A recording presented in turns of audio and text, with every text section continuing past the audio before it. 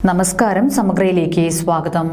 ജില്ലയിലെ ക്രഷർ ഉൽപ്പന്നങ്ങളുടെ വില വർധനവിൽ പ്രതിഷേധിച്ച് മാർച്ച് 19 ജില്ലയിലെ പ്രധാനപ്പെട്ട ക്രഷറുകൾക്ക് മുന്നിൽ ബഹുജന മാർച്ചും ഉപരോധവും സംഘടിപ്പിക്കുമെന്ന് സംയുക്ത സമരസമിതി നേതാക്കൾ വാർത്താ സമ്മേളനത്തിൽ അറിയിച്ചു.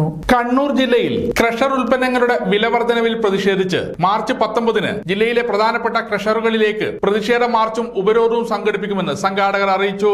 ക്രഷറിന്റെ ഉൽപ്പന്നങ്ങളുടെ വില യാതൊരുവിധ നീതീകരണവുമില്ലാതെ വർദ്ധിപ്പിച്ചതിനെതിരായിട്ട് ഒരു സമരം നടന്നുകൊണ്ടേയിരിക്കുകയാണ്. ആ സമരത്തിന്റെ ഭാഗമായിട്ട് ജില്ലാധികാരികൾ 18/2/25 ഒരു അന്വേഷണ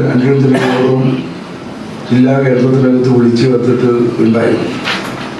ആ യോഗത്തിൽ വെച്ച് ക്രഷർ ഉടമകളുടെ സംഘടനകളുടെ പ്രതിനിധികളും അതുപോലെ തന്നെ ഇന്ന് സമരമുഖത്തുള്ള സംഘടനകളുടെ പ്രതിനിധികളെല്ലാം തന്നെ ചേർന്നുകൊണ്ട് ചർച്ച നടത്തുകയും ആ ചർച്ചയുടെ അടിസ്ഥാനത്തിൽ ക്രഷർ ഉൽപ്പന്നങ്ങൾക്ക് 2023 വർധനവുണ്ടായപ്പോൾ ആ വർധനവിന് എതിരായിട്ട് ഇപ്പോൾ നടക്കുന്നത് പോലുള്ള സമാനമായ സമരം അന്ന് ജില്ലക്കകത്ത് നടന്നിട്ട് ഉണ്ടായിരുന്നു.